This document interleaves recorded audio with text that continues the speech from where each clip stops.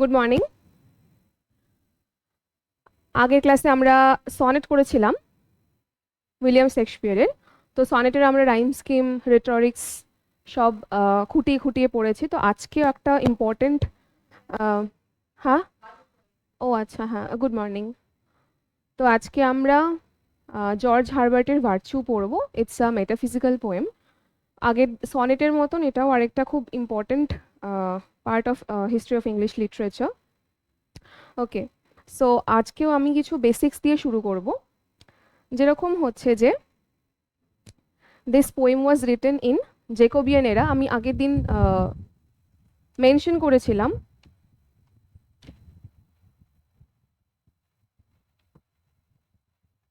Jacobean error time ফ্রেমটা হচ্ছে 1603, আজকে আরেকবার লিখে দিচ্ছি, থেকে 1625। এবার 17th সেঞ্চুরিতে লেখা হয়েছে এই মেটাফিজিক্যাল পোয়েমটা। এবারে 17th সেঞ্চুরিটা কনসিডার করা হয় 1601 থেকে 1700। নাও দিস পোয়েম ভার্চু অ্যাকচুয়ালি, আমরা তো জানি virtue spelling VIRTUE, but the poem in metaphysical language, I must say, because they used to write spellings in different word in different spellings. তো উনি George Herbert had written virtue as this spelling VERTUE, কিন্তু আমরা লিখি VIRTUE, virtue. So this poem was written in 1633. This is the year.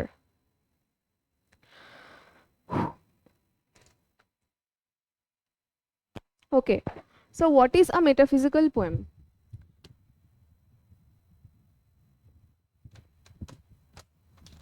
A metaphysical poem has complex metaphors,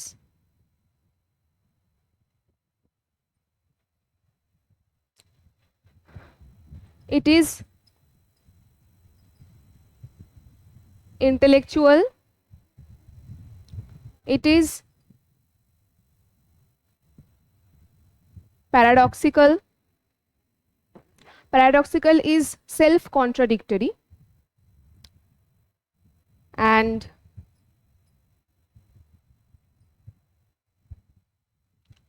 language is used to explore human experience. Okay, so these are the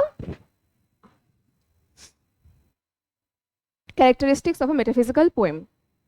Now the point is, metaphysical, this word has come from this word, Greek word meta, ta,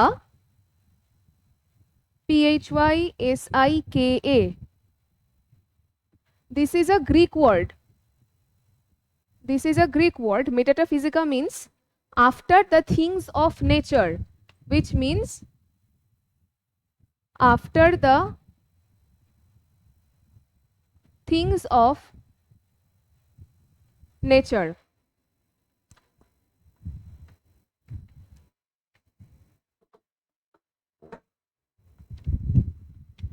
What is this? This is an idea,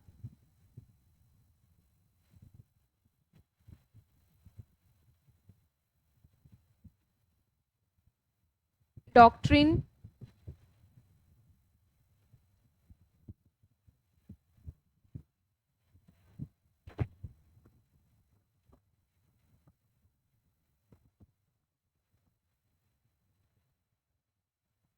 reality outside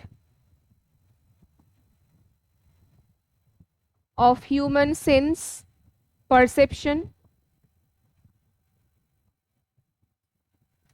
So these are the meanings of this term. So metaphysical term has, okay, it's not, can you see this?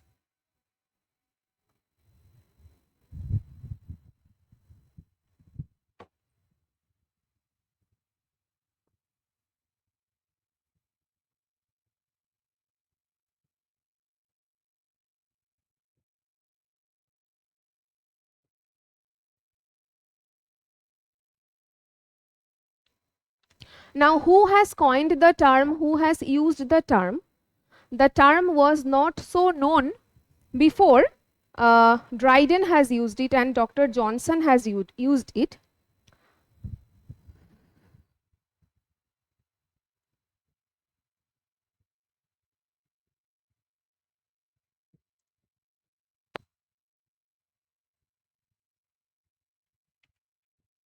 This term was taken from Dryden, and he described that John Dryden described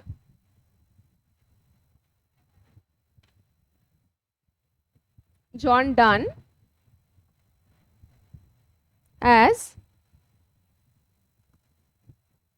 affecting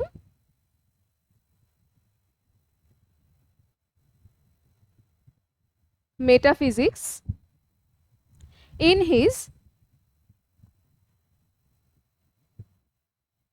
satires and amorous verses. So these are the details you may need, and question may come from the concept that Dryden described John Donne as affecting metaphysics in his, that means in John Donne's satires and amorous verses. Next, it is Samuel Johnson.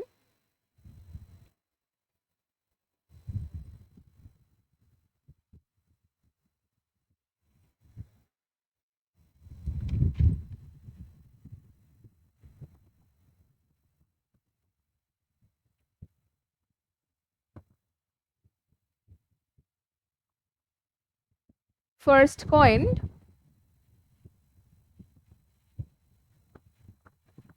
the word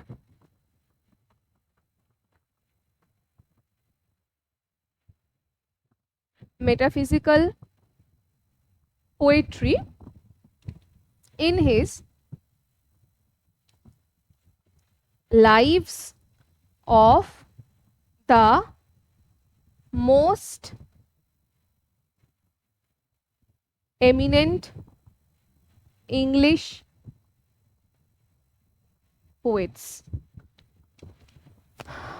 So this is an essay where Samuel Johnson first used this term, metaphysical poetry. Okay. So metaphysical poets are John Donne, Andrew Marvell, George Herbert, Richard Crashaw, Henry Vaughan, Abraham Cowley, and so on. The pioneer of metaphysical poetry is considered to be John Donne. So we should know what is the metaphysics, as I have termed that John Donne as affecting metaphysics. So what is metaphysics?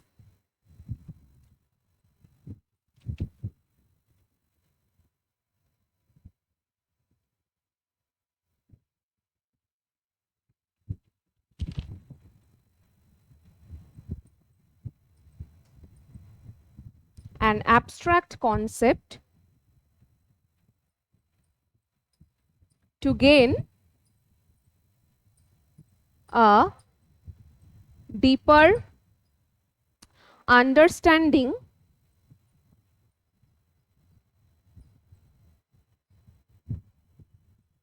of the world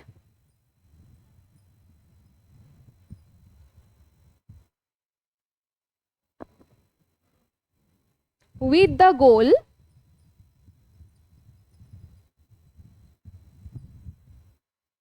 of uncovering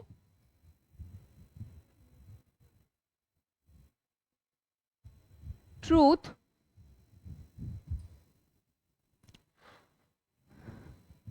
that are not easily seen in everyday life.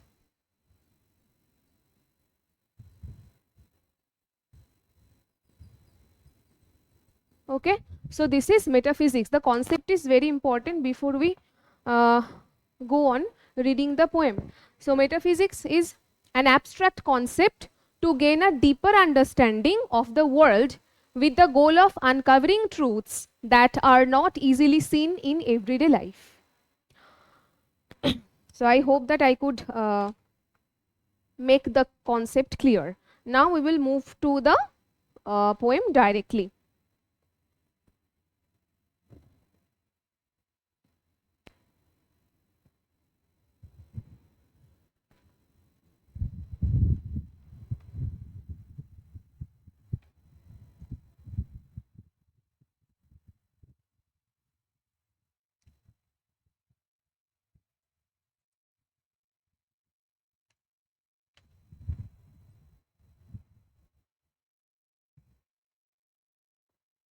Okay, first of all, what is the rhyme scheme?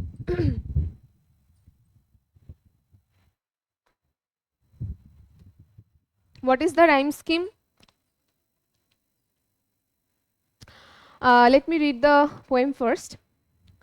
Sweet day, so cool, so calm, so bright, the bridal of the earth and sky, the dew shall weep thy fall tonight, for thou must die. First stanza. So we get the rhyme scheme as bright A, sky B, night A, die B. So in the first stanza we have got the scheme as A, B, A, B.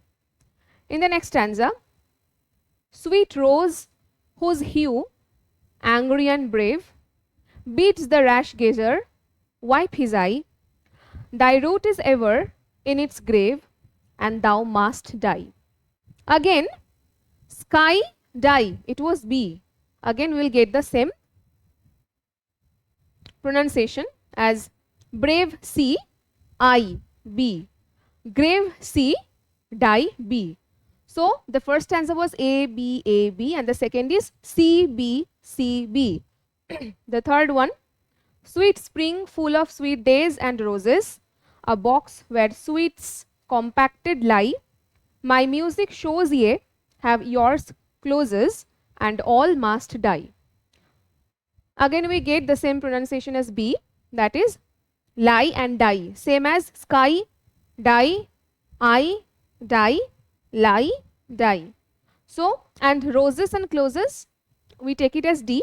So D, B, D, B. So first stanza A, B, A, B.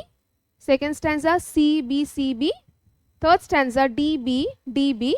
And the last one, only a sweet and virtuous soul, like seasoned timber, never gives, but though the whole world turn to coal, then chiefly leaves. So we get no common in pronunciation, so we take it as E, F, E, F. So the rhyme scheme is A, B, A, B.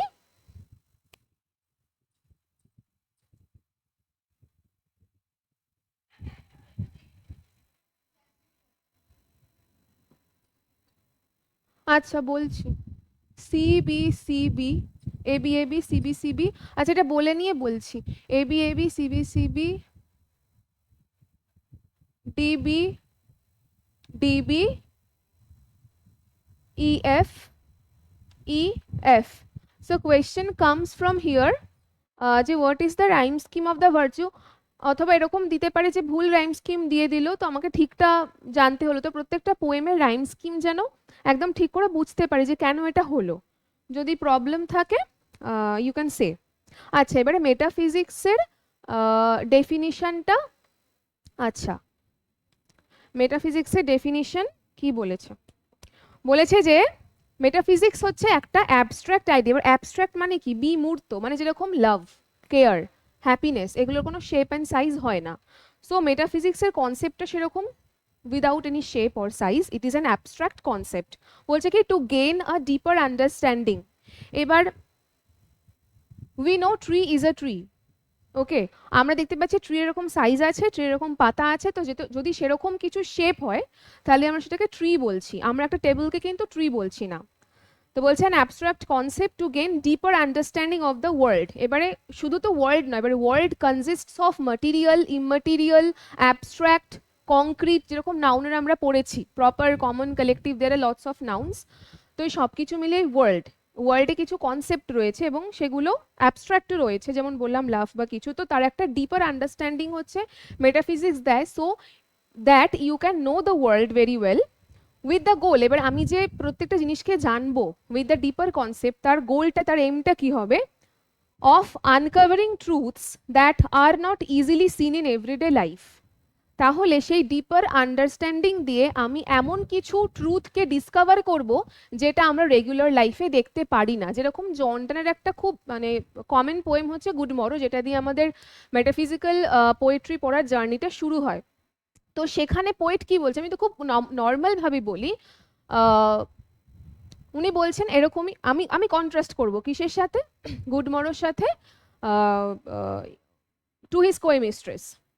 এবার এই যে একটা theme আছে metaphysics পড়ার সময়, আমরা কি metaphysical poetry পড়ার সময় আমরা কি দেখি, থিমটা হচ্ছে কার্পে ডিএম থিম। এবারে কার্পে ডিএম হচ্ছে সিজ দ্য ডে, বলছে যে একটা ডে তার নিজস্ব সৌন্দর্য আছে, তার নিজস্ব সময়ের ভ্যালু আছে, তো সেটাকে নষ্ট না করে seize the day, grab it, utilise this. তো এই যে বিষয়টা, অন্তত আমি আমার গ্র্যাজুয়েশনে যখন পড়েছি মেটাফিজিক্স, মেটাফিজিক্যাল পোয়েট্রি, আমি তখন জানতাম না যে কার্পে ডিএম বলে আদৌ কিছু হয় বা সিজ দ্য ডে বলে আদৌ কিছু হয়। তো I got to know this, আচ্ছা তার মানে হচ্ছে সময় নষ্ট না করে ওই দিনটাকে, মানে এই যে সবসময় সবাই বলে যে ভ্যালু ইউর প্রেজেন্ট মুমেন্ট, এখন তুমি যেভাবে আছো যেটা করছো value it without wasting your time or without investing your time to think about your future, এটা বলা হয়।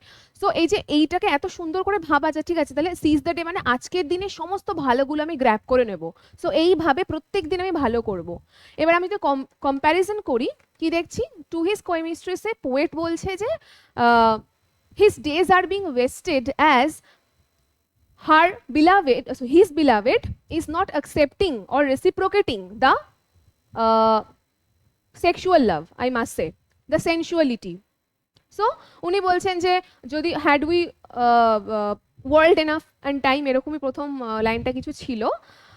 তো বলছে আমাদের হাতে যদি প্রচুর সময় থাকতো তাহলে আমরা কি করতাম, তুমি একটা নদীর পাড়ে থাকতে এটা করতে, বা আমি এই নদীর পাড়ে থাকতাম এটা করতাম, বা কিছু সময় ধরে আমি তোমার বডির প্রত্যেকটা পার্ট অনেক বছর ধরে আমি সেগুলোকে ডেসক্রাইব করতে পারতাম। তো তারপরে উনি কি বলছে, এই যে তুমি তোমার ভার্চু যে তুমি ধরে রেখেছো, সেই ভার্চুটা তো when you will be in grave the worm will eat that. So আমরা জানি যে উনি কি বলতে চেয়েছে।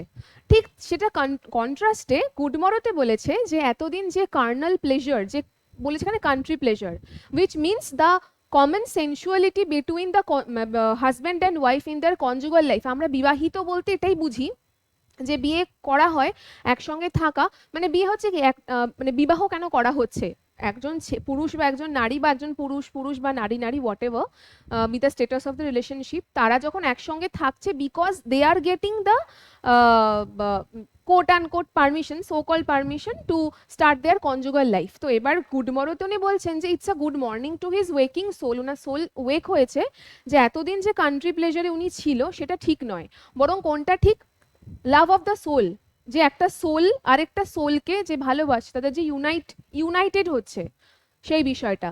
তাহলে আমি এখানে বলেছে কি deeper understanding of the things of world and universe, হ্যাঁ, অ্যান্ড এম বলেছে কি to uncovering the truth that are not seen in everyday life. আমরা দেখতে পাচ্ছি কিন্তু আমরা বুঝতে পারছি না। আমি ভাবছি বিবাহিত জীবন মানে এটাই, বাট উনি হঠাৎ একদিন সকালে আবিষ্কার করলেন যে লাভ হচ্ছে সেটাই, রিলেশনশিপ হচ্ছে সেটাই যেখানে একজন একটা সোল আরেকটা সোলকে চিনতে পারছে। এরকম একটা ইমেজ ছিল যেখানে বলছে যে আমার যে চোখের যে মনি, যে সেখানে মানে সেইখানে তোমার রিফ্লেকশনটা আছে, দ্যাট মিনস পোয়েটের যে সোল সেটা তার বিলাভেডকে কন্টেইন করছে।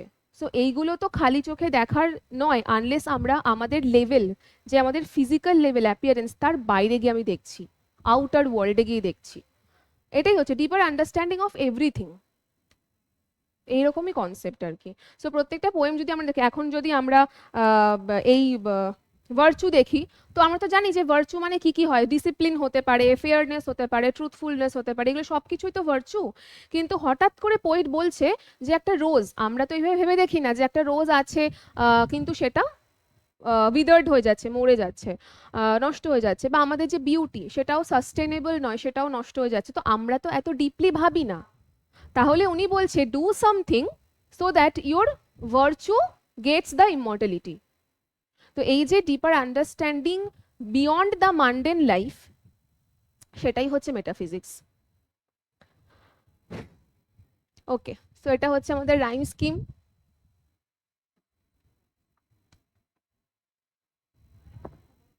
এবার আমরা একটা খুব মজার থিওরি দেখব এই পোয়েমটার মধ্যে।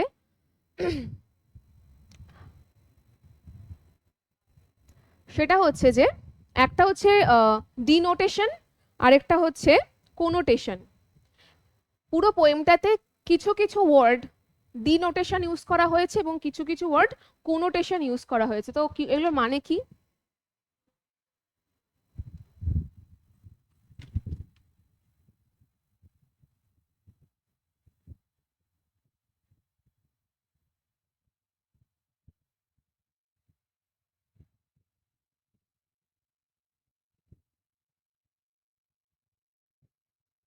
এবার কোয়েশ্চেন এরকম আসতে পারে যে একটা লাইন দিয়ে দিল এখানে, বা চারটে লাইন দিয়ে দিল, কারণ প্রত্যেকটা স্ট্যান্ডাতেই আছে।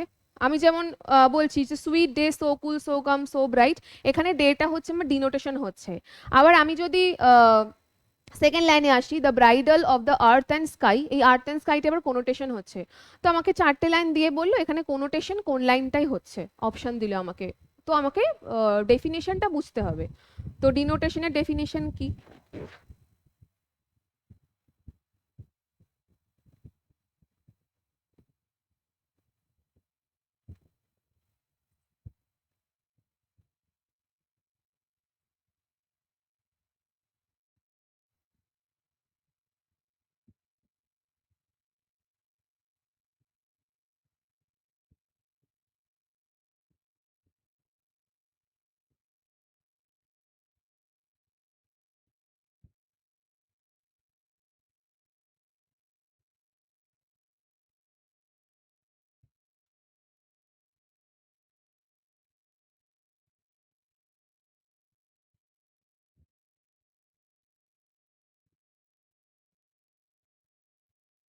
The definition must be noted.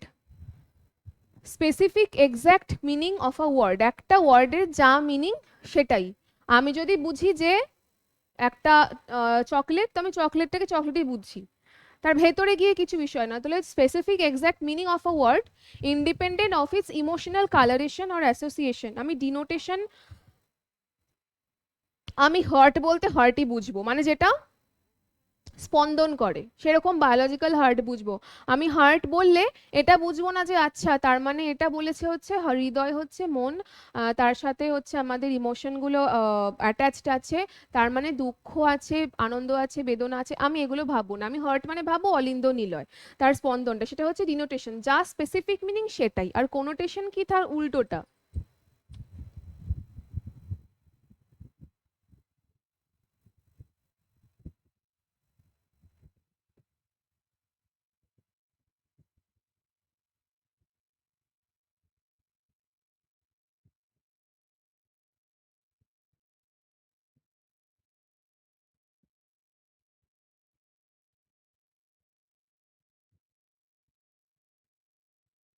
আচ্ছা, হোয়াট আর কোনোটেশন হচ্ছে what it suggest beyond what it expresses. তো এখানে যেরকম ঠিক, যেমন যদি আমি বলি একটা রোজ, তাহলে আমি রোজ ফ্লাওয়ারটা ভাববো না, আমি রোজ মানে ভাববো দ্য ইউথ, রোজ মানে ভাববো বিউটি, সফটনেস, এটসেট্রা। তো কোনোটেশন আর ডিনোটেশন, ডিনোটেশন হচ্ছে ঠিক উল্টোটা। ডিনোটেশন হচ্ছে যে ওয়ার্ডটা তার মানে সেটাই, আর কোনোটেশন হচ্ছে যে ওয়ার্ডটা দেওয়া তার কিছু সিম্বলিক মিনিং আছে। ঠিক আছে, এবারে আমাদের পড়তে বা বুঝতে সুবিধা হবে।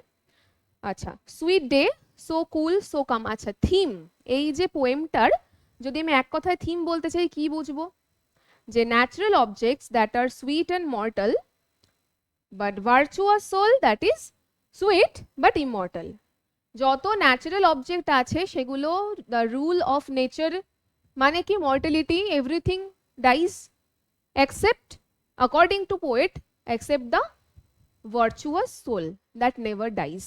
ঠিক একইভাবে আমরা যেরকম শেক্সপিয়ারের যে সনেটটাতে দেখেছিলাম যে he wants to immortalise the poetry he is writing, মানে যতদিন মানুষ বাঁচবে ওনার লেখা পড়বে বলেই ওনার দাবি, এবং যেটা সত্যি হয়েছে আর কি। তো কোথাও না কোথাও উনি ওনার কাজটাকে ইমমর্টালাইজ করছে, মানে বোঝাচ্ছে এটাই যে আমাদের যা কাজ, যা কিছু ভালো কাজ, সেটা ইমমর্টালাইজ হয়ে থাকে, মানুষের মনে থেকে যায়। সো সেইভাবে আমাদের সোলের তো একটা বড় কনসেপ্ট আছে, মানে আমি অতটা ঠিক বলতে পারবো না, বাট বেদান্ত এই বিষয়গুলোর মধ্যে সোল, আত্মা, পরমাত্মা, হ্যাঁ, তারপরে হচ্ছে ব্রহ্ম, মায়া ইত্যাদি বিষয়ে অনেক কিছু বলা আছে, উইচ ইজ ভেরি ইন্টারেস্টিং। তো এবার তো ভার্চুয়াস সোল বিষয়টা উনি বলেছেন যেটা ইমর্টাল। কাজে আমরা অনেকগুলো দু তিনটে চারটে স্ট্যান্ডায় আমরা এটাই দেখবো যে he is talking about those natural things that tend to decay, that tend to perish, but a virtuous soul does not decay, does not perish. তো এটাই হচ্ছে মেন থিম এখানে। এবার আমার বলার বিষয় হচ্ছে যে ভার্চু বলতে আমি কি বুঝি, মানে খ্রিশ্চিয়ান কোনোটেশন হিসেবে আমরা ভার্চু বলতে কি বুঝি সেটা আমি সত্যি সত্যি বলতে চাইছি আর কি। আচ্ছা, VIRTUE, ভার্চু মানে কি? ভার্চু, এবার যে ওয়ার্ডগুলো ইউজ করা হয়েছে সেগুলো বেশ কঠিন কঠিন কিছু শব্দ। প্রথম কথা বলছে প্রুডেন্স, PRUDENCE, প্রুডেন্স। এবার প্রুডেন্স মানে কি? প্রুডেন্স মানে হচ্ছে ডিসিপ্লিন।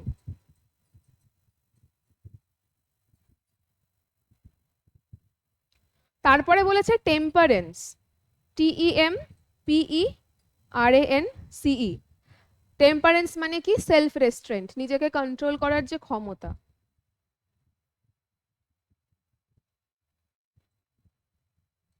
তারপরে কি বলেছে? তারপরে বলেছে ফর্টিটিউড।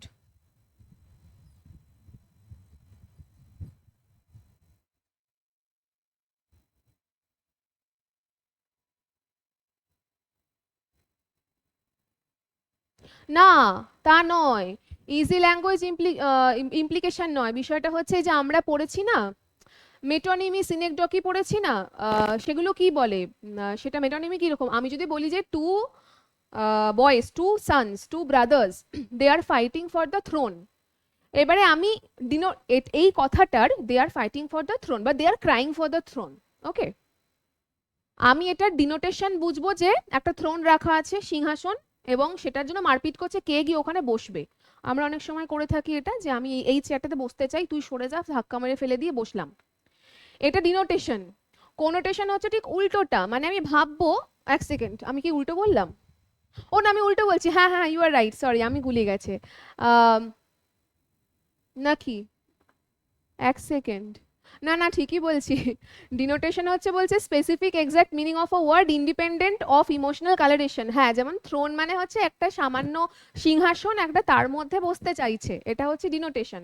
কোনোটেশন হচ্ছে সিংহাসন মানে আমি বুঝলাম তাদের মধ্যে হিংসা আছে, যে এই যে তার বাবার কিং এর যে পজিশনটা সেটাকে কেউ নিতে চাইছে, ঠিক আছে। সেটা যদি ইউসার্পারও হয়, ইউসার্পার কি হয়, যে কাউকে মানে খারাপভাবে মেরে খুন করে বা পাঠিয়ে দিয়ে নিজে সিংহাসনে বসলাম, কেউ যদি ইউসার্পারও হয় সেই ব্যাড মিনসটাকে নিয়েও সে বসতে চাইছে সিংহাসনে, মানে ওদের মধ্যে খুব। তো আমি সিংহাসন মানে এখানে বুঝলাম যে কিংডমটাকে, এটা কোনোটেশন, মানে আমি ভেতরে গিয়ে বুঝছি জিনিসটাকে। যেমন মেটাফারে হয়, বলে একটা কিছু কিন্তু সিম্বলিক্যালি অন্য কিছু বোঝায়, তো সেটা কোনোটেশন। আর ডিনোটেশন হচ্ছে সিম্পল মিনিংটা, যে থ্রোন মানে হচ্ছে থ্রোন। আই হোপ আমি একবার ক্লিয়ার করতে পেরেছি। আচ্ছা, এবার আচ্ছা, আমি এগুলো লিখি, যেটা লিখছিলাম, ফর্টিটিউড কোথায় গেল? হ্যাঁ, ফর্টিটিউড মানে হচ্ছে ইনার স্ট্রেংথ,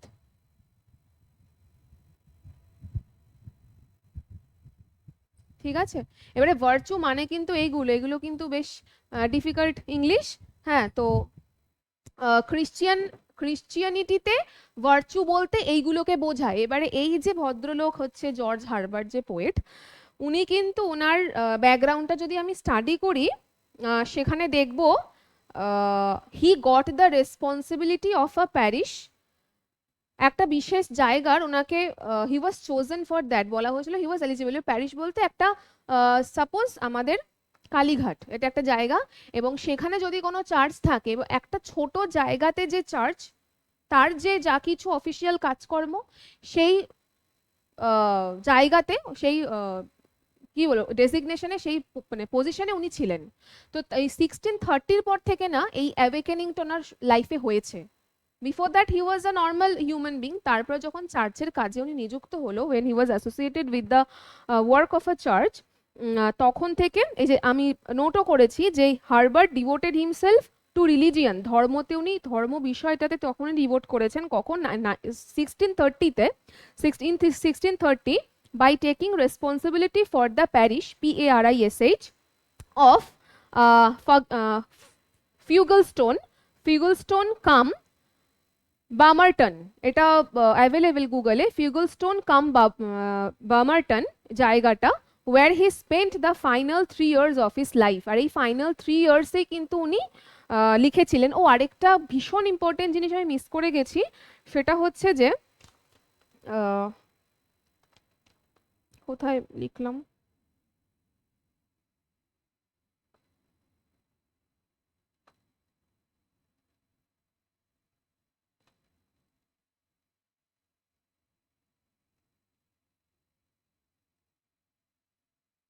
এই 3টে বছরকে উনি ইউটিলাইজ করেছিলেন টু রাইট,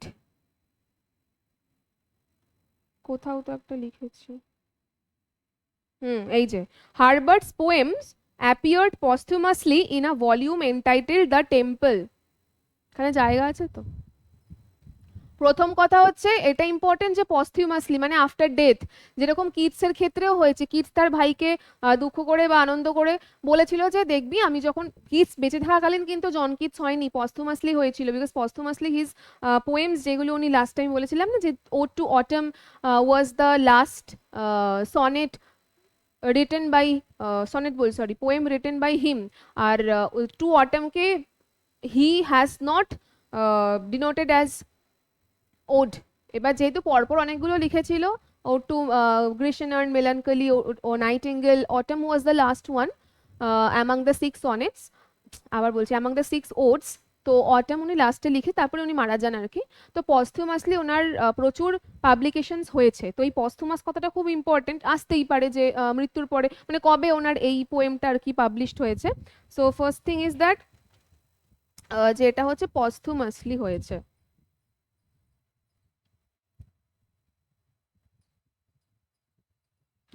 পস্থুমাসলি পাবলিশড।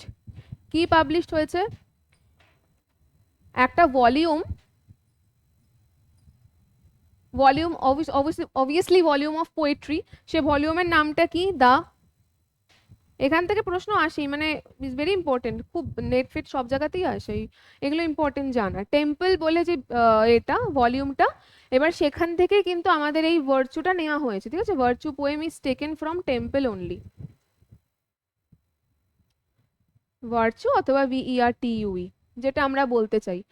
তো এই পোয়েমটা টেম্পল থেকে নেওয়া হয়েছে, এটা আমার একদম সবার প্রথমে বলা উচিত। ভলিউম থেকে নেওয়া হয়েছে। আর কবে আমি মেনশনও করেছি, এটা কবে হয়েছিল, 1633-তে হি কম্পোজড, ঠিক আছে? আচ্ছা, তারপরে চলে আসি আমি এইটাতে, শেষ হয়নি এখনো আমার। তো আমি ভার্চু মানেগুলো বলছিলাম, একটা হচ্ছে প্রুডেন্স, টেম্পারেন্স, ফর্টিটিউড, আর হচ্ছে জাস্টিস। 4টে। জাস্টিসের মানে আমি কি জানি, যে ফেয়ারনেস, কোনো কিছু ফেয়ারনেস থাকবে, যার মধ্যে কোনো ডিসক্রিমিনেশন থাকবে না।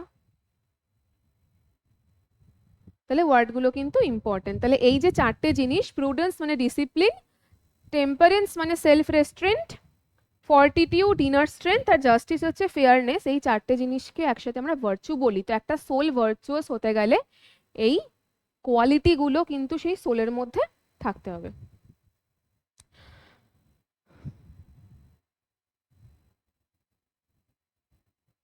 The other thing is that the metaphors that the poet has used, he has taken it from the everyday experience. এই এভরিডে এক্সপিরিয়েন্স কথাটা ইম্পর্টেন্ট কিওয়ার্ড। আমি এই এত কিছু মুছে দিচ্ছি।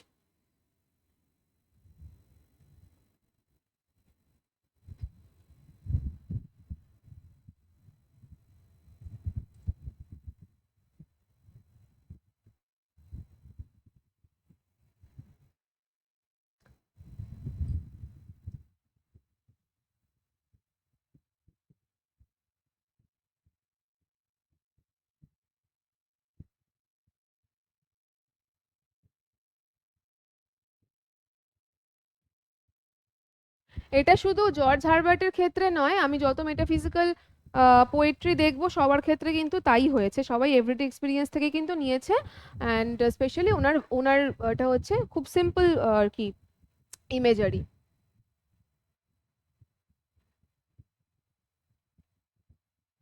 এবারে কোথা থেকে প্রশ্ন আসবে নেভার নো, সো কনসেপ্টটা ভীষণ রকম ক্লিয়ার থাকাটাই ভালো। আচ্ছা,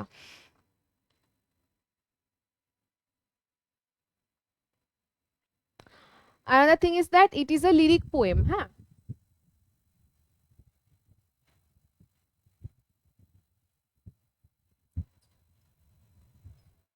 কেন লিরিক পোয়েম? প্রশ্ন আসবে যে লিরিক পোয়েম কেন বলবো আমি এটাকে, বিকজ ইট এক্সপ্রেসেস observation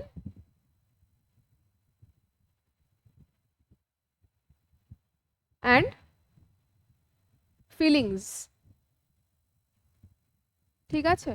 এটা অবজারভেশন ফিলিংস নিয়ে কথা বলছে লিরিক পোয়েম হলো। আরেকটা কথা বলার হচ্ছে, কি ভাবলাম, হ্যাঁ, আমি আগের দিন বলেছিলাম ওই সনেট যেটা শেক্সপিয়ারের ওটা আয়াম্বিক পেন্টামিটার, এটা জানাটা দরকার। এইটা হচ্ছে আয়াম্বিক টেট্রামিটার, ঠিক আছে। আমি যখন বলেছিলাম রাইম স্কিম বা তখনই এটা আমার মেনশন করা উচিত ছিল। এগুলো সব ইম্পর্টেন্ট জিনিস। সেটা হচ্ছে যে এটা আয়াম্বিক টেট্রামিটার,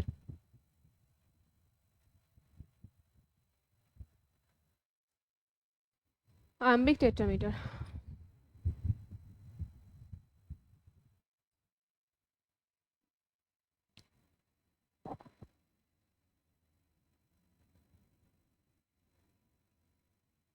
ওকে, হলো, অনেক জিনিসপত্র জানলাম। আচ্ছা, এগুলোই ইম্পর্টেন্ট, মানে ভেতরে কি আছে তার থেকে বাইরে কি আছে এগুলো ইম্পর্টেন্ট বেশি। আরেকটা জিনিস বলবো সেটা হচ্ছে যে রিফ্রেন বিষয়টা, মানে আমরা অনেক তো ফিগার অফ স্পিচ পড়ি, তো রিফ্রেন বিষয়টা এতটা আসে না সব জায়গাতে, যেরকম সিমিলি আসে, মেটাফর আসে। এই পোয়েমটা যদি পড়ি আমি যেটা জিনিস লক্ষ্য করব সেটা হচ্ছে যে at the end of every stanza except the fourth stanza, মানে ওয়ান স্ট্যান্সা 1 2 3 প্রত্যেকটা জায়গায় না মাস্ট ডাই আছে। the last line ends with the phrase must die. কি আছে? sweet day so cool so calm so bright, my the bridal of the earth and sky, the dew shall weep thy fall tonight, for thou must die. আবার second স্ট্যান্সা এটা ওটা এটা বলেছে, দিয়ে বলেছে must die। Third স্ট্যান্সাতে আবার sweet spring full of sweet days roses সব বলে লাস্টে মাস্ট ডাই। তার মানে কি প্রথমে তিনটে যে লাইনে আমাদের মনে hope, he is creating, he is enlightening the hope, and last লাইনে কি হচ্ছে, লাস্ট লাইনে বলছে মাস্ট ডাই, ঠিক আছে। এইটাকে বলবো হচ্ছে আমরা রিফ্রেন, REFRAIN, ভীষণ ভীষণ ইম্পর্টেন্ট, ভীষণ ইম্পর্টেন্ট, ঠিক আছে। আমার আজকে হাতের লেখাটা এত ভালো হচ্ছে, নিজেই প্রশংসা করছি, আমার মুছতেই ইচ্ছা করছে না। আমি আজকে ভেবে এসেছি যে আমি একটু ভালো করে হ্যান্ডরাইটিংটা করব। আগের দিন খুবই কাগের ঠ্যাং বগের ঠ্যাঙের মতো লিখেছিলাম।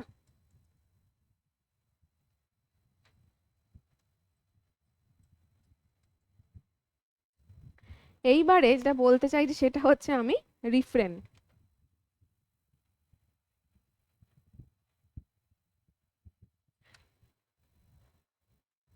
রিফ্রেন মানে কি? রিফ্রেন করা যদি আমি গুগলে সার্চ করি তাহলে মানে হচ্ছে স্টপ করা, ঠিক আছে। কাউকে রিফ্রেন করা মানে হচ্ছে কাউকে সেখানে দমানো, থামানো ইত্যাদি। এবারে ফিগার অফ স্পিচ হিসেবে যদি আমি এটাকে ফিগার অফ স্পিচ হিসেবে দেখি, তার মানে কি হচ্ছে,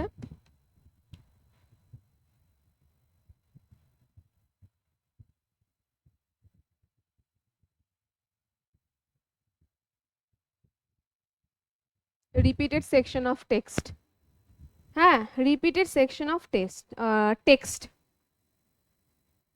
সেটা কি মাস্ট ডাই।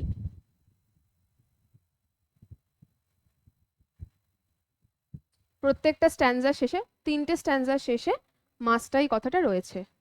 এবারে কেন, মানে ওয়েন পোয়েট রিপিট সামথিং, কখন রিপিট করা হয়? যখন কোনো কিছু এমফাসিস করা হয়, গুরুত্ব দিয়ে বলা হয়, তখন তাকে বলা হয় তখন মানে সেই জন্য আর কি রিফারেন্টটাকে ইউজ করছে, রিপিটিশন, ঠিক আছে, repetition of a word or a phrase. এখানে কেন করছে, মাস্টটাই কেন বলছে, to emphasis on the inevitability of death and decay, ঠিক আছে। এই ডেথ অ্যান্ড ডিকেটা কি, what is now might not be in few years, what is now might not be in few years, যেরকম টেম্পোরারি জিনিস, বিউটি, মানি, এগুলো সব earthly যা কিছু আছে পার্থিব জিনিস সবই কিন্তু সাবজেক্ট টু ডিকে। তাহলে এটাই হচ্ছে সেই, আবার ঘুরে ফিরে আমরা থিমেই চলে গেলাম যে এই রিফারেন্টটা এই জন্যই এমফেসিস করা হয়েছে। তাহলে মাস্ট ডাই কেন বলা হয়েছে,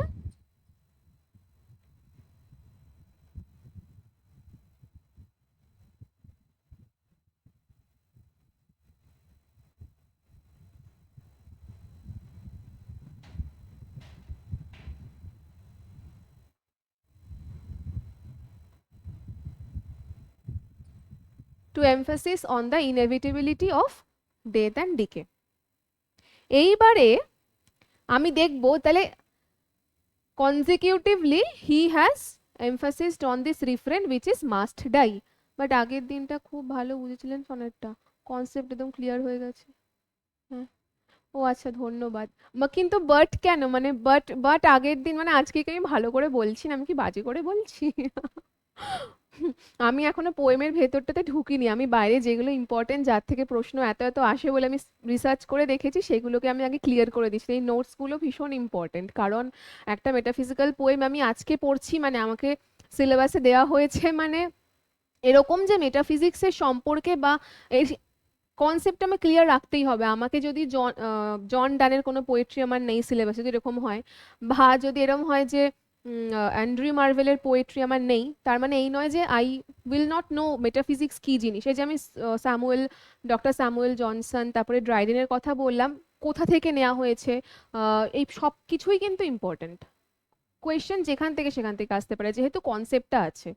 তো সেই ও হ্যান্ডরাইটিংটা, ও আচ্ছা, না মানে আমার হ্যান্ডরাইটিং খারাপ না, আমি যখন নোটস ফোর্স লিখি নিজে যখন পড়াশোনার জন্য করি তখন সুন্দর করে করি আর কি। আমার এখানেও দেখা যাচ্ছে না, বোধহয় দেখা যাবে না, আমি এখানেও সুন্দর করে লিখেছি, কিন্তু কথা হচ্ছে আগের দিন ওই কি, ঠিক আছে ভালো বলেছেন যখন, ঠিক আছে, থ্যাংক ইউ থ্যাংক ইউ, আনন্দ পেয়েছি আমি। ওকে, আমি কি বলছিলাম সেটাই ভুলে গেছি এত আনন্দের চোটে। হ্যাঁ, তো আমি রিফ্রেন নিয়ে বলছিলাম, এবার রিফ্রেনের পরে বিষয়টা যেটা বলছি সেটা হচ্ছে যে তিনটে স্ট্যান্জাতে রিফ্রেন হলো, এবারে পোয়েট পাল্টি খেয়ে গেছে, মানে poet has come to the main point in the fourth stanza. Last লাইনটা যদি দেখি আমরা কি দেখবো, দেন চিফলি লিভস, চিফলি মানে রাজকীয় ভাবে, চিফলি মানে প্রধানভাবে, লিভস বাঁচে, কে বাঁচে, অবভিয়াসলি আ ভার্চুয়াস সোল। তাহলে তিনটে স্ট্যান্জার লাস্ট লাইনে রিফ্রেন দেওয়ার পরে এমফাসিস করেছে on the death and decay, on the perishable earthly things, কিন্তু লাস্ট ফোর্থ স্ট্যান্জার লাস্ট লাইনে এসে বলেছে কি, দেন চিফলি লিভস। এটা লিখে আমি তারপরে বলছি, মানে এটা পুরো উল্টো জিনিসটা মানে উনি তৈরি করলো। আচ্ছা,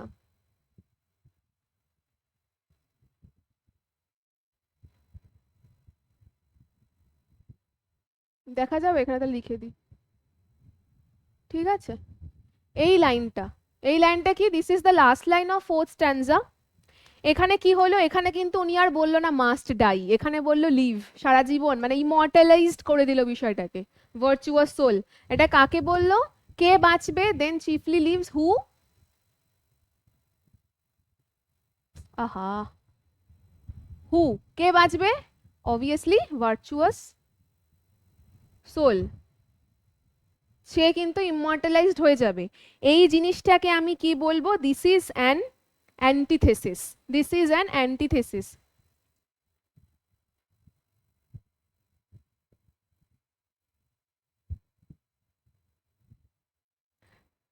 তাহলে কনসেপ্টটা কিন্তু ক্লিয়ার করতে হবে, এটা কিন্তু তাহলে কি হলো, অ্যান্টিথেসিস। তিনটে স্ট্যান্জায় একরকম বলেছে, লাস্টে 4 নম্বর স্ট্যান্জার লাস্টে গিয়ে কিন্তু যে থিমটার ওপর উনি ফোকাস করতে চাইছেন সেই থিমটাকে উনি ক্লিয়ার করে দিয়েছেন। All the earthly things is perishable except the virtuous soul. তো এটা অ্যান্টিথেসিস। অ্যান্টিথেসিস মানে এমনিতে কি হয়, যখন দুটো ডিফারেন্ট কনসেপ্টকে একসাথে নিয়ে আমরা কাজ করি, ঠিক আছে, ভালো এবং খারাপ দুটোকে একসাথে নিয়ে আমরা কাজ করছি। তো তখন সেটাকে মানে two opposite ideas go side by side, তখন অ্যান্টিথেসিস হয়। হলো? আচ্ছা, তাহলে এবারে লাইন বাই লাইন পড়তে পারি। Sweet day, so cool, so calm, so bright, first line of the first স্ট্যান্জা।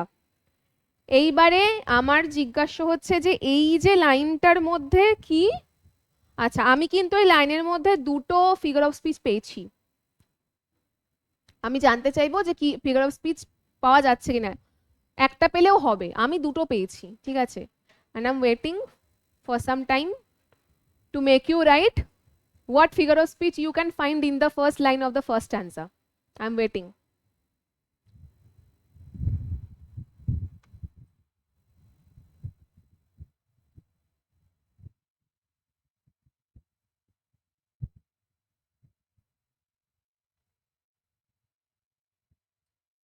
লিখলাম শুধু লাইনটা।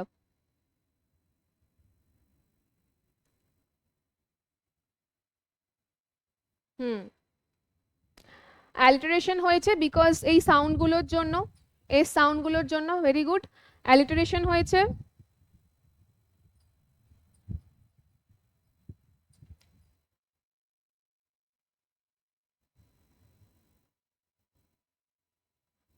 অ্যাকচুয়ালি অ্যালিটারেশন, হ্যাঁ, আর একটা জিনিস সেটা হচ্ছে বলতে চাই, আমি কোথায় লিখেছি আবার, আমার নিজের নোটটা আমার কাছে ধাঁধা হয়ে গেছে, উফ, চোখে দেখতে পাচ্ছি না।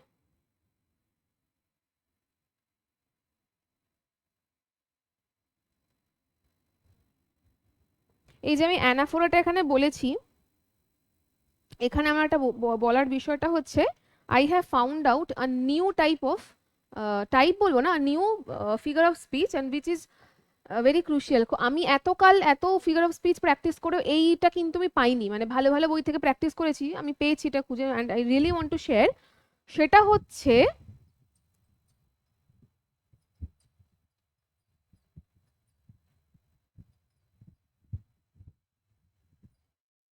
PALILOGIA, প্যালিলোজিয়া।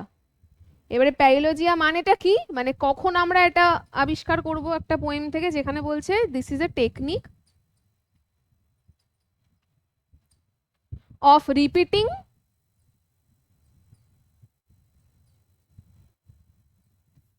A word or phrase. এবারে ওয়ার্ড মানে একটা শব্দ, আর ফ্রেজ মানে হচ্ছে দুই বা ততোধিক বেশি শব্দ আর কি। Word or phrase for emphasis. হলো? তাহলে এটা হচ্ছে এই প্যালিলোজিয়া ফিগার অফ স্পিচের মিনিং, যে একটা ওয়ার্ড বা ফ্রেজ আমি রিপিট করছি ইন্টেনশনালি, কেন, একটা বিষয় বা একটা কনসেপ্টের ওপরে রিপিট, মানে সরি এমফাসিস করার জন্য। ঠিক আছে, ওকে, তাহলে হয়ে গেল এটা। তাহলে সুইট ডে সো কুল, একটা দিন সেটা কিরকম, সেটা হচ্ছে কুল, কাম অ্যান্ড ব্রাইট। নেক্সট লাইন বলছে the bridal of, the bridal of the earth and sky. এই যে সেকেন্ড লাইনটা, the bridal of the earth and sky, this is a metaphor, the second line is metaphor. মুছে দিয়ে এগুলো।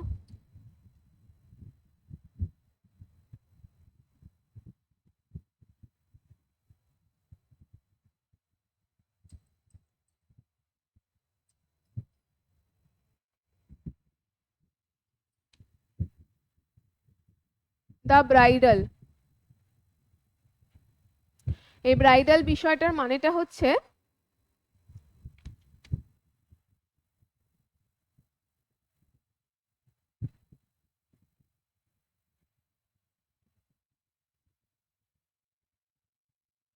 The bridal, bridal মানে হচ্ছে কি ম্যারেজ, ঠিক আছে। এবার এখানে marriage between hmm, the earth and sky, marriage between the earth and sky. বলছে যে কেন বলেছে এটা, in a bright day,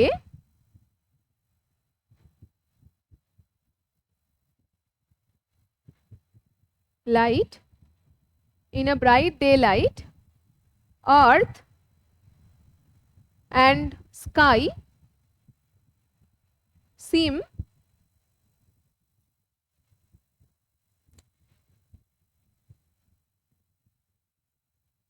at the horizon.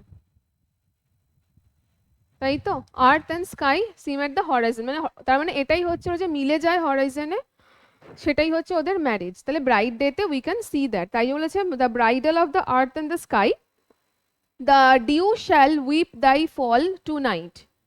তাহলে রাত্রেবেলা যখন হবে তখন কি হবে, ডিউ মানে যে শিশির, সে বলছে উইপ মানে ফুপিয়ে ফুপিয়ে কাঁদা, সে হচ্ছে কাঁদবে, because the day has ended. তাহলে the dew will cry because of the sadness that the day is no more, for thou must die, thou মানে এখানে day, because the day must die মানে must die বলেছে এখানে মরতেই হবে, মানে একটা দিনকে শেষ হতেই হবে, কারণ এটাই হচ্ছে ন্যাচারাল অর্ডার। এবার আমি চলে আসি ডিনোটেশন আর কোনোটেশনে। সুইট ডে হচ্ছে ডিনোটেশন, সুইট ডে হচ্ছে ডিনোটেশন। কেন বলেছে, বলছে একটা দিনের পিরিয়ড কত, 24 আওয়ার্স, যে 24 আওয়ার্সে ন্যাচারাল ডে লাইট থাকে, ডেটা ওয়ান্ডারফুল হয়, but it will come to an end at night. সূর্য অস্ত চলে যাচ্ছে, চাঁদ চলে আসছে, আলো। তো একটা খুব সিম্পল জিনিস সুইট ডে, এবং সেই ডেটা বলেছে একটা দিন বুঝিয়েছে, যে যতক্ষণ সূর্যের আলো আছে দিন আছে, তখন সূর্য আলো নেই আর দিন নেই। ডিনোটেশন হলো, ডিনোটেশন মানে কি বলেছিলাম, যে যেটা যা সেটা তাই করে বোঝানো, ভেতরে ঢুকতে হবে না। আবার তারপরে বলেছে যে the dew shall weep thy fall two night, তোমার পতন এই বিষয়টা নিয়ে সে কি করবে, কান্নাকাটি করবে, উইপ করবে। তো ডিউটাও হচ্ছে আমি ধরবো ডিনোটেশনে, বলছে the drop of water that form on the ground although it is so beautiful it will disappear when the night comes. তো ডিউ নিজেও তো একটা এক্সিস্টেন্সিয়াল ক্রাইসিসে পড়ে যাচ্ছে, যে যখন দিন আসছে তখন আমি ডিউটাকে দেখতে পাচ্ছি, আলো ঝকমক করছে, কিন্তু রাতের বেলায় কি আমরা ডিউ দেখতে পাই না, কখনোই না। কেউ বলতে পারবে না যে আমি অন্ধকার রাতে ডিউ ডিসকভার করেছি। আমিও ইনফ্যাক্ট ভোরবেলা যখন গেছি মর্নিং ওয়াক করতে, তখন আমি গাছের পাতার, সবুজ পাতায় ঘাসের ডগায় আমি শিশির দেখেছি, হ্যাঁ, ফুলেতে শিশির দেখেছি, রাত্রেবেলা কখনো শিশির দেখেছি বলে। সো ডিউ নিজে একটা ক্রাইসিসে পড়ে যাচ্ছে, দিন শেষ হয়ে যাচ্ছে মানে ডিউ শেষ হয়ে যাচ্ছে। এবার ডিনোটেশন হলো যা যা তাই তাই, ঠিক আছে। ডিউ কেন ডিউ কথাটা বলেছে, কেন দিনের কথাটা বলেছে। এবার কোনোটেশনে যাব হচ্ছে এই যে আর্থ and sky, earth and sky হচ্ছে এখানে কোনোটেশন। কেন বলছে যে compares the day to the marriage between a woman and a man. আমি কিন্তু যদি আমি ডিনোটেশন হিসেবে ধরি আর্থ আর স্কাইয়ের কিন্তু ম্যারেজ হয় না, ম্যারেজ তো একটা রিচুয়াল করে ম্যারেজ হয়, অ্যান্ড দ্যাট ইজ সিন, দেখা যায় বিষয়টা। এবার এটাকে কিন্তু আমাকে ভেতরে ঢুকেই বুঝতে হবে যে আর্থ আর স্কাইয়ের বিয়েটা কি করে হচ্ছে, কেন বলেছে এটা। তো দিস ইজ কোনোটেশন। কেন বলছে, বিকজ এখানে একটা সিম্বলিজম কিরকম, মহিলা এবং পুরুষের যে বিবাহ সেটাকে সিম্বলাইজ করেছে আর্থ অ্যান্ড স্কাইয়ের মধ্যে, কিছুই না। যেটা আমি এখানে বললাম এটাই মেন বিষয়টা, যখন আর্থ আর স্কাই দিনের বেলা হচ্ছে তখন হরাইজন ওরা মিলে যাচ্ছে, সেম মনে হচ্ছে। দূর থেকে আমরা যখন কোনো জায়গায় ঘুরতে যাই, ওয়েন উই ট্রাভেল, আমরা এরকম দেখেই থাকি যে একেবারে আকাশ আর মানে মাটিটা, সেটাই তো আর্থ, সেটা মিশে গিয়েছে। সো ইউনিয়নটাই হচ্ছে ম্যারেজ হলো। এবারে দ্য ডিউ শ্যাল উইপ,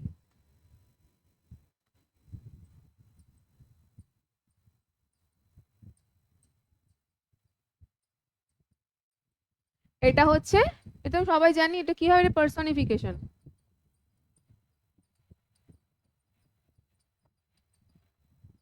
এটা হচ্ছে পার্সনিফিকেশন, কারণ dew cannot act like human being, but the poet has attributed human-like activities in dew. So dew is weeping. Done. তো first stanza is done. Second stanza sweet rose, তার মানে first স্ট্যান্সা আমরা কাকে দেখছি, কাকে নিয়ে বলা হয়েছে, ফার্স্ট স্ট্যান্সা ডে কে নিয়ে বলা হয়েছে।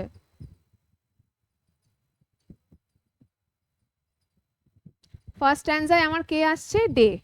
ডেও হচ্ছে একটা ন্যাচারাল অবজেক্ট, আর ডে কি হয়ে যায়, ডে কিন্তু এন্ড হয়ে যায়। ডে কি হয়ে যায়, ডে এন্ড হয়ে যায়। এন্ড পেরিশ, ডিকে, এগুলো এন্ডের মধ্যেই পড়ে। সেকেন্ড রয়েছে, আচ্ছা আমি একটু জল খাই, আমি হাঁপিয়ে গেছি। আহ,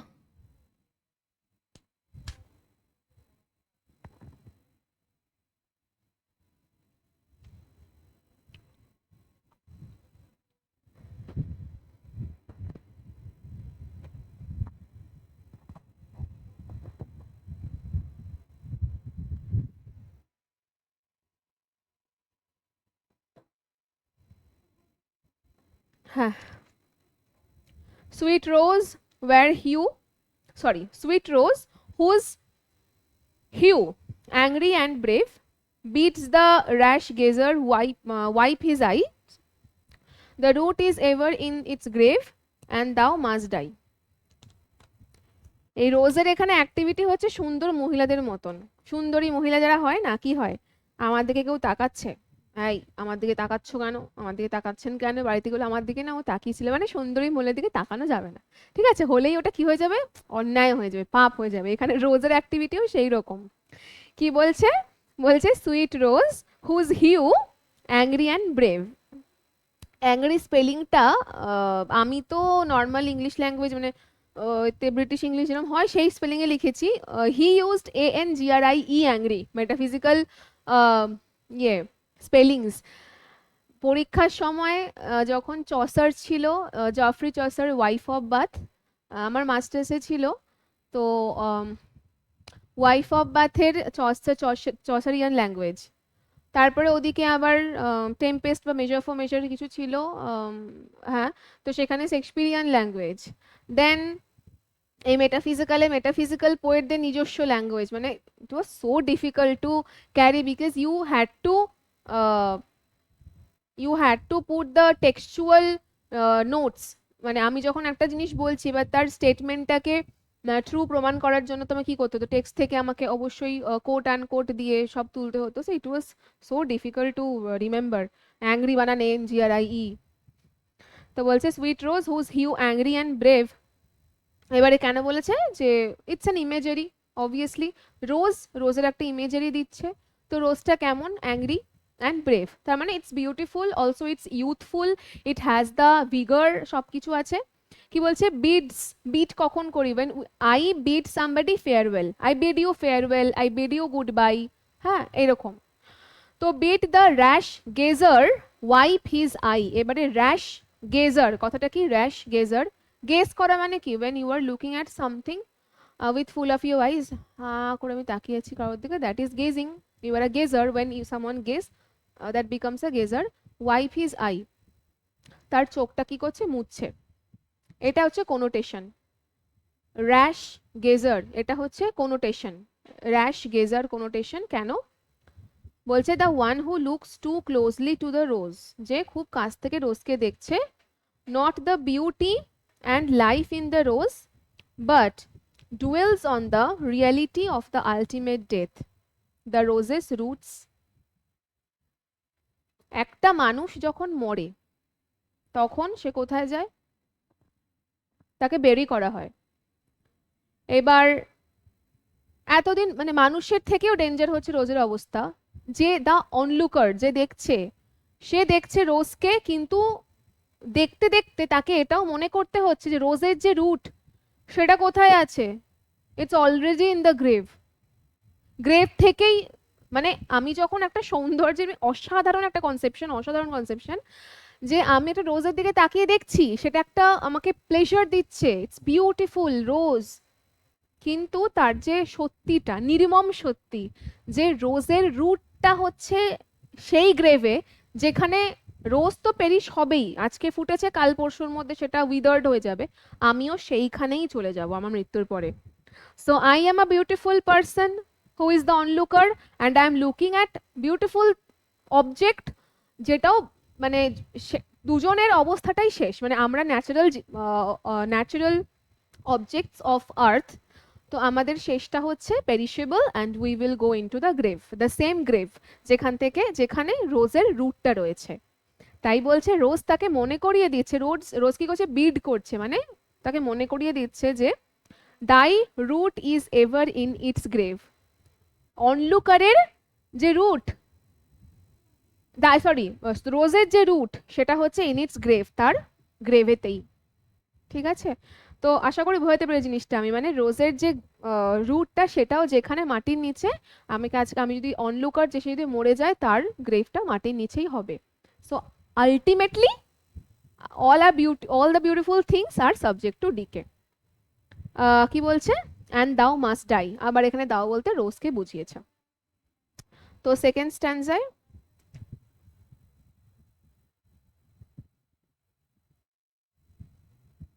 রোজ,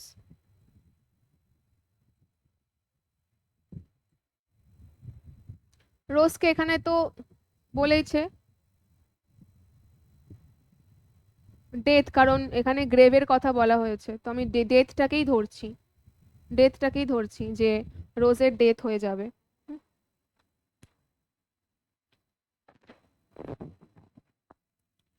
থার্ড স্ট্যান্জা সুইট স্প্রিং। আচ্ছা, এখানে সেকেন্ড স্ট্যান্জাতে ফিগার অফ স্পিচ বলতে ওই যেটা প্রথমে বলেছিলাম রোজের অ্যাংরি অ্যান্ড ব্রেভ, ওটা ইমেজারি, ওইটাই আছে, রোজ আর নেই। সেকেন্ড স্ট্যান্জায়, থার্ড স্ট্যান্জায় sweet spring full of sweet days and roses, sweet spring full of sweet days and roses. আচ্ছা, এখানে sweet spring, spring is the denotation. Why? Like living things, spring will end when the other season is coming. Obviously, so spring is the subject to end. Personification কোথায়, কোনটাতে? ও হ্যাঁ হ্যাঁ হ্যাঁ হ্যাঁ, right right right, very good very good, পার্সনিফিকেশনও হবে। হ্যাঁ, রোজ তো আমার ভুলে গেছিলাম এখানে আমি নোট করতে যে পার্সনিফিকেশন হবে, তার কারণ রোজ যেহেতু অবজেক্ট, তো সে হচ্ছে বিট করছে, obviously rose is bidding the onlooker, তো it's a personification. Very good very good, হ্যাঁ হ্যাঁ, পার্সনিফিকেশন। রোড বিডস, বিডসটা তো আমার অবভিয়াসলি একটা verb. Thank you thank you. হ্যাঁ, তো হচ্ছে যে sweet spring full of sweet days and roses. হ্যাঁ, এটা বলছিলাম ডিনোটেশন কেন, বিকজ স্প্রিং যেহেতু আমি জানি যে when the summer will come, তো স্প্রিং এন্ড হয়ে যাবে, এটা হলো। আচ্ছা, এবারে হচ্ছে sweet spring full of sweet days and roses. So spring as a season it contains the days and roses, that means beautiful days, sweet days, and also the roses, that means the beauty of it, the youth of it. একটা spring এর তো সৌন্দর্য আছে, অনেক ফুল হয় ফল হয়, so that is the thing. A box where sweet compacted lie, box where sweet compacted lie. তো বলছে যে একটা বক্স, এটা মেটাফর, অবশ্যই একটা বক্সের সঙ্গে তুলনা করা হয়েছে স্প্রিংকে, যেখানে তার মধ্যে সুইটস, প্রচুর মিষ্টি জাতীয় জিনিসপত্রগুলো কম্প্যাক্ট, মানে এঁটে উঠে ফোর্সফুলি তাকে ঢোকানো হয়েছে, ঠিক আছে? তাহলে স্প্রিং হচ্ছে it's a metaphor, and spring is compare to a box. My music shows ইয়ে হ্যাভ ইয়ার্স ক্লোজেস। এবারে music, music spelling he has written as MUSICK, MUSICK, music, and music is a denotation here. And the poet is writing a pattern of sounds made by musical instruments or singing. Hote pare je someone is making the sound using instrument or someone is singing. But I will say that এই যে music, if question comes, এই মিউজিকের মানেটা কি, এটা কি সত্যি সত্যি মিউজিক? হ্যাঁ, ইটস আ ডিনোটেশন, তাই জন্য সত্যি সত্যি মিউজিক, বাট আমি what I think as a reader, because reader is always tend to find out meanings, আর প্রতিবার মানে many times you will read something, you will find new meanings out of it. So আমি যখন ভাবলাম যে এখানে music মানে কি সত্যি একজন মানে এটা কি জাস্ট অনলি আ ডিনোটেশন, যেখানে একটা ইনস্ট্রুমেন্টাল মিউজিক বা একটা ভোকাল মিউজিকের কথা বলেছে, no, this is the music, I can consider it as the poem. এই যে লেখাটা উনি লিখছে, বলছে যে মাই মিউজিক, তাহলে যদি মিউজিকই হয় তাহলে মাই মিউজিক কেন বলে, মাই কথাটা বলবে কেন, এনি মিউজিক বলতে পারতো। কাজে আমার মনে হয়েছে মাই মিউজিক বলতে উনি কোথাও না কোথাও কিন্তু এই কম্পোজিশনটার কথা লিখেছে, যেহেতু ফার্স্টে বলেছিলাম ইটস আ লিরিক্যাল পোয়েম, তাই জন্য আমার মনে হয়েছে পার্সোনালি যে এটা সেই রকম মিউজিক যেটা উনি কম্পোজ করেছেন, এই পুরো বিষয়টা উনি কি মিউজিক। তো বলছে মাই মিউজিক শোজ ইয়ে, তোমাকে আমার মিউজিকটা শো করছে, দেখাচ্ছে কি ইয়ে হ্যাভ ইয়ার্স ক্লোজেস, তোমার শেষ আছে। কার শেষ আছে? ইয়ে বলতে এখানে আবার আমার বলছে যে স্প্রিং এর কথা বলেছে, যে আমার মিউজিক তোমাকে বলছে তোমার শেষ আছে। অ্যান্ড অল মাস্ট ডাই, সব কিছুই লাস্টে মরতে হবে। আর এখানে ক্লোজেস এর কথা বলেছে। ক্লোজ মানে শুধু তো এরকম বন্ধ করলাম সেটা নয়, obviously you understand the closes মানে হচ্ছে ডেথ বা ডিকে। তাহলে আমাদের থার্ড স্ট্যান্জায় আমরা কি পাচ্ছি? থার্ড স্ট্যান্জায় পাচ্ছি স্প্রিং।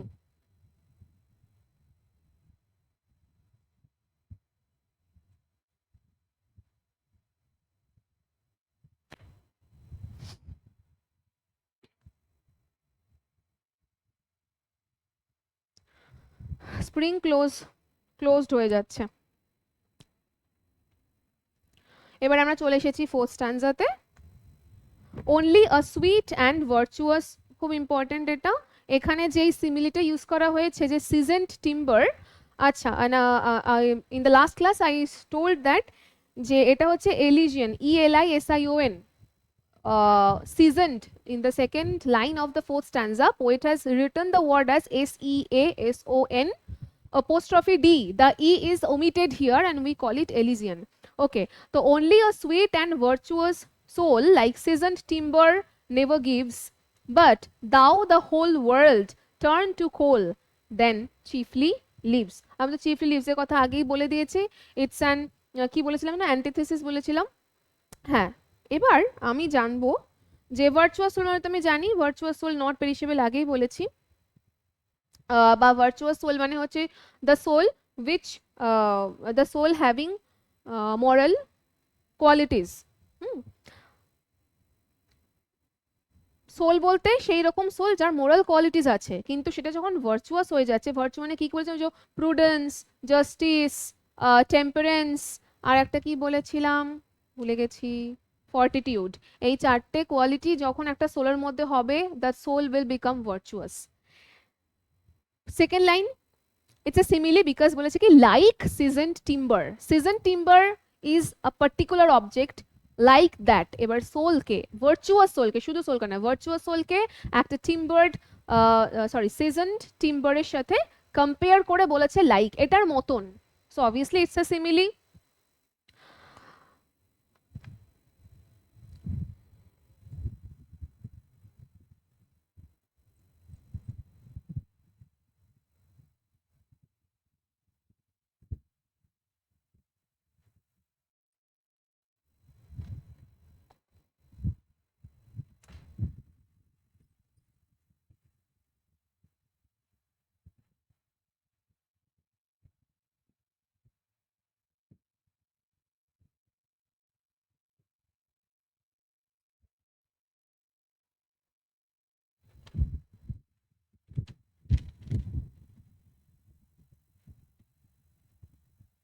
আমি সিজনড এই জিনিসটা আমি বলবো।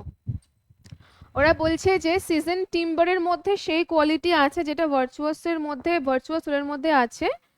বলছে যে কেন এই যে জিনিসটা, that outlives the process of death,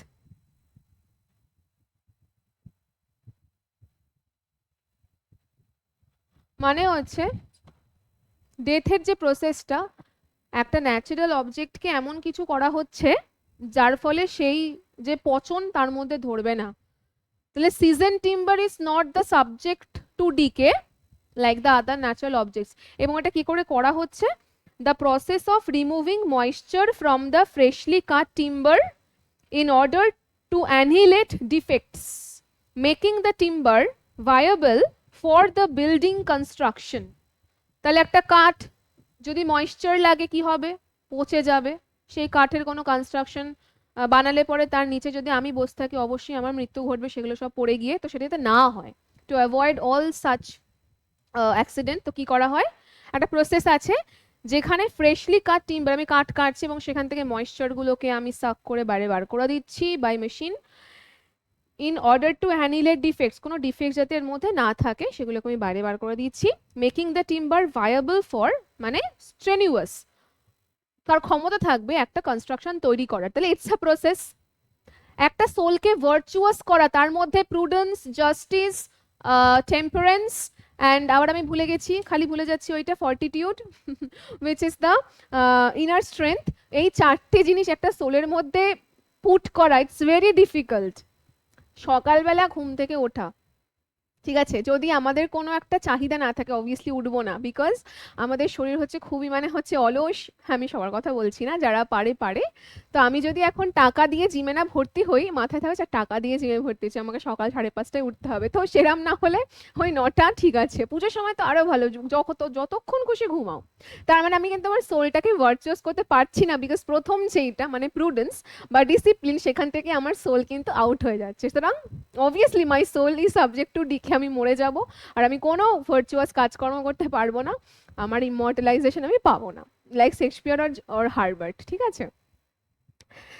কেন আমি হাসছি, বিকজ অবভিয়াসলি আমার এই সকালে ওঠার যে বিষয়টা, সেটা খুবই একটা মানে খুবই একটা স্ট্রাগল, ঠিক আছে। Unless the examination is there, আমি হচ্ছি যুদ্ধ আর কি, বা ওঠাটা। তো সেই, তো ভার্চুয়াস, এবারে এই যে টিম্বারের মধ্যে কত কিছু করার প্রসিজিওর করার ফলে সেই টিম্বারটা একটা ভায়াবিলিটি পাচ্ছে, সেটার বিষয়টাই হচ্ছে যে সোলটাকে তুমি কি কিভাবে ভার্চুয়াস করতে পারবে। So it is worship.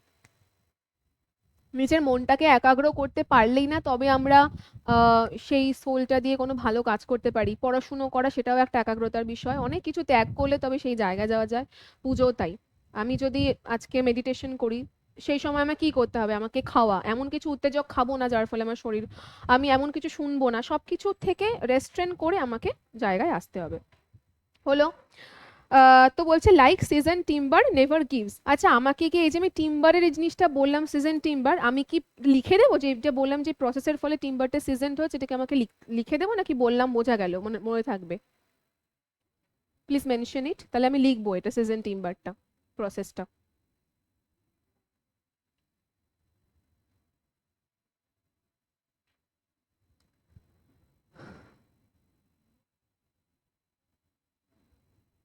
Okay.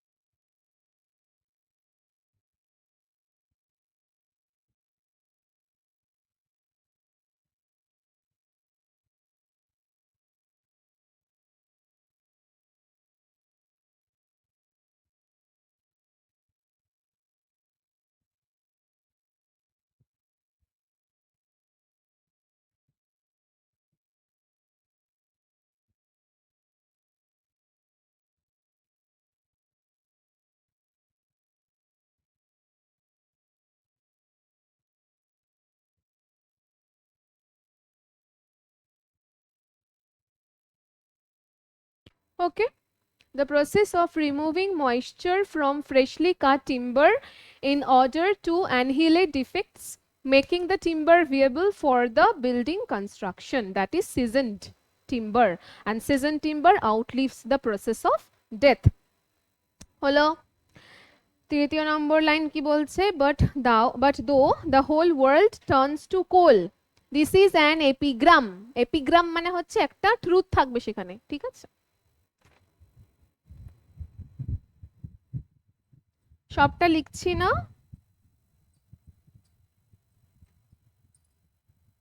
The whole world turn to coal, এই বিষয়টা, এইটা হচ্ছে কি, এটা হচ্ছে আমার এপিগ্রাম।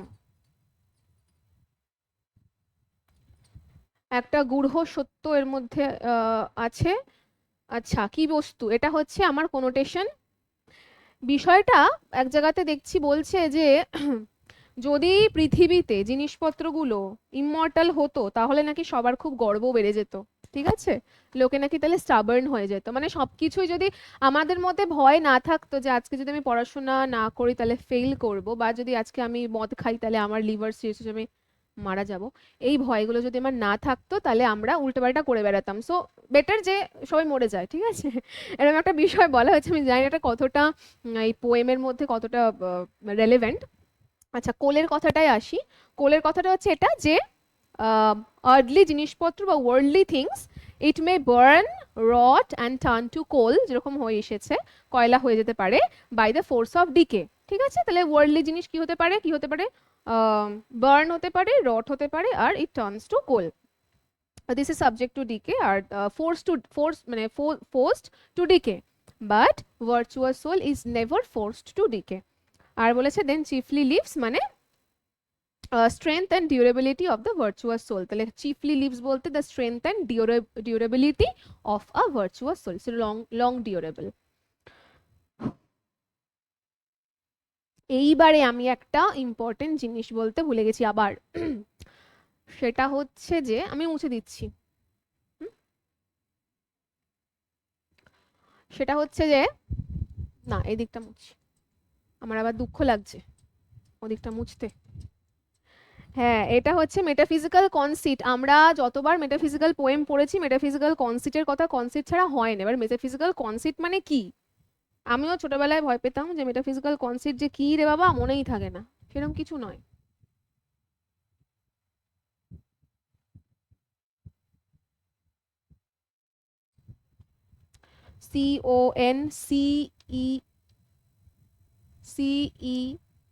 CONCECEIT, মেটাফিজিক্যাল কনসিট কি বলছে,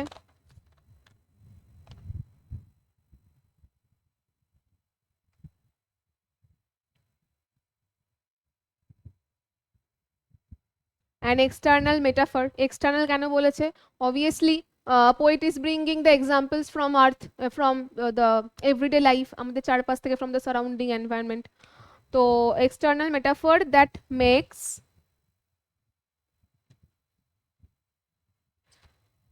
an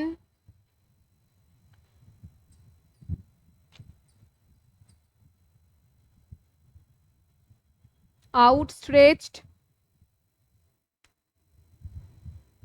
comparison, আউটস্ট্রেচড কম্প্যারিজন মানে যেরকম পড়েছিলাম কি মনে হচ্ছে, আচ্ছা ফ্লি, মসকিটো আমার গায়ে রক্ত, আমার গা থেকে রক্ত খেয়ে তোমার গায়ে বসে তোমার গায়ে রক্ত খাচ্ছে, এর ফলে নাকি একটা ইউনিয়ন হচ্ছে, সাংঘাতিক, we have never thought of it. আমরা জানি ম্যালেরিয়া ডেঙ্গি হয়ে যাচ্ছে, আর ওদিকে পোয়েট বসে বসে ভাবছে মানে ইউনিয়ন হচ্ছে, it's love, অ্যামারাস, O my god. তারপর আবার বলছে যে লাভটাকে কম্পাসের সঙ্গে তুলনা করা হয়েছে, দুজন দুটো বিন্দুতে থাকলেও কিন্তু সেই কম্পাসের একটা সেই জয়েন্টের মতন কিন্তু দুজনে একই আছে। মানে ওটাই, এই যে যখন মেটাফিজিক্সের কথা বলছিলাম যে আমরা আমাদের চারিদিকে নর্মাল জিনিসপত্র দেখছি, কিন্তু তার ভেতর থেকে যে এরকম এরকম সব সত্যিগুলো বেরোচ্ছে, দ্যাট ইজ মেটাফিজিক্স। অ্যামেজিং যে ওইটাকে যে এইভাবে কোনোটেশন দেওয়া যেতে পারে, সেটা একমাত্র ওনারাই ভাবতে পেরেছে, ওই জন্য আউটস্ট্রেচড বলেছে। ঠিক আছে, outstretched comparison between a person's spiritual faculties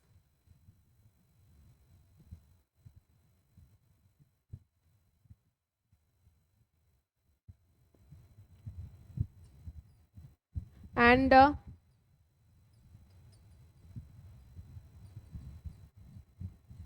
physical object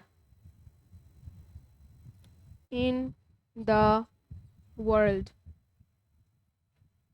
তাহলে কি কি বলেছে, an external metaphor that makes an outstretched comparison between a person's spiritual faculties, মানে মানুষের চিন্তা ভাবনা, ইমোশন, দুঃখ, আনন্দ, রাগ, এই সব কিছু spiritual faculties, and a physical object. Metaphysics সবসময় ভাবতে হবে যে ইটস এ স্পিরিচুয়াল অ্যাওয়েকেনিং।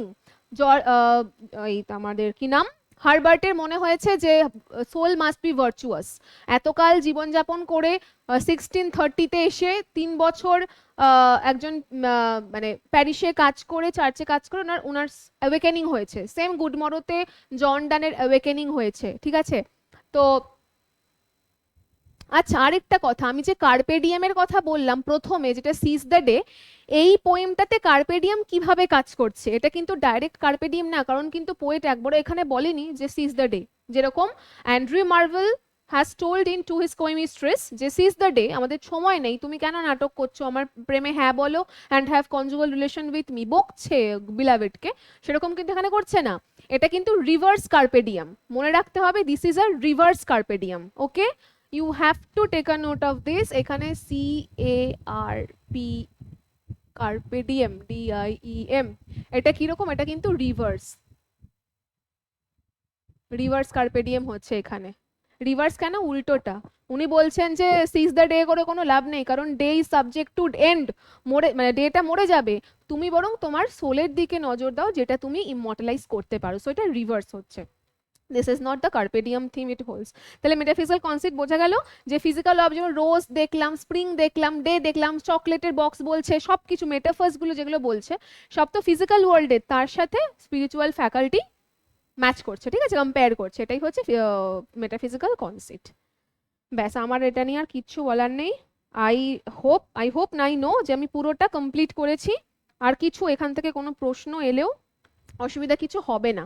কিছু কিছু প্রশ্ন আমি করেছিলাম, যেরকম হচ্ছে যে একটা বিষয় একটু নোট করে নিতে হবে, যেমন কার্পে ডিয়েম মানে সিজ দ্য ডে, সেরকম আরেকটা খুব সুন্দর রয়েছে, এখান থেকে জিনিসটাই বলে দিচ্ছি, it's very interesting.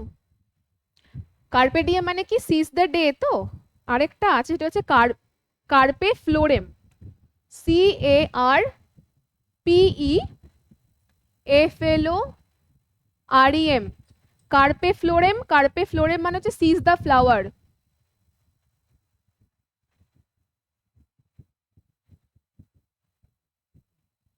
Seize the flower, আমাদের পোয়েমটার মধ্যে কিন্তু সেকেন্ড স্ট্যান্ডায় রোজের কথা বলা হয়েছে, তো সিজ দ্য ফ্লাওয়ার মানেটা কি, সিজ দ্য ফ্লাওয়ার মানে হচ্ছে appreciate the fleeting beauty around you.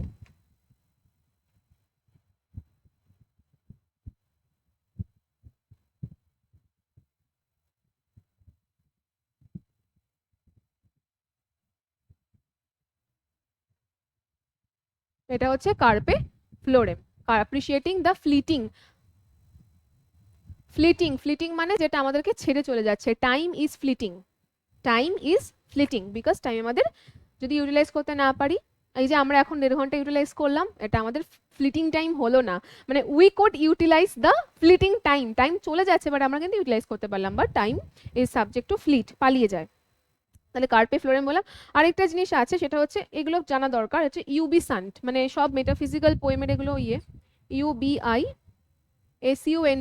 ইউবিসান্ট তো আছেই। ইউবিসান্ট হচ্ছে কি জিনিস, এটার মানে হচ্ছে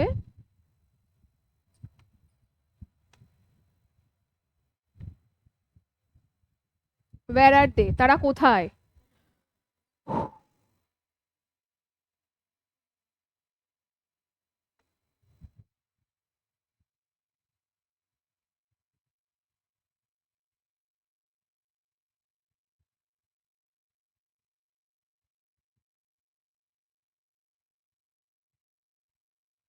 তাহলে এরকম থিমে যদি কিছু থাকে, মানে সেরকম থিমকে আমি ইউবিসান বলবো, যখন সেই সেই পোয়েমটার থিম কোয়েশ্চেন করবে যে ফেট কোথায়, বিউটি কোথায়, ভার্চু কোথায়, তখন আমি তাকে ইউবিসান্ট বলবো। বাকি আমি এখানে সবই বলেছি।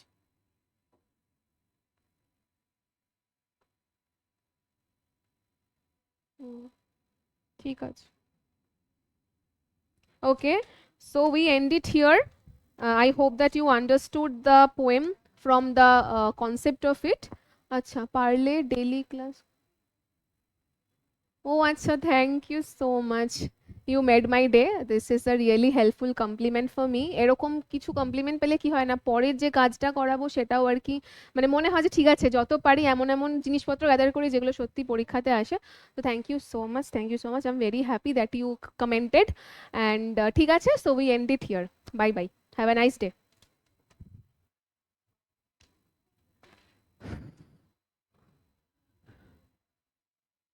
হয়ে গেছে, হি কমপ্লিমেন্টেড মি দেয়ার, না না একদম শেষ। টাইপ করছে? হ্যাঁ, হ্যাঁ, হ্যাঁ, হ্যাঁ।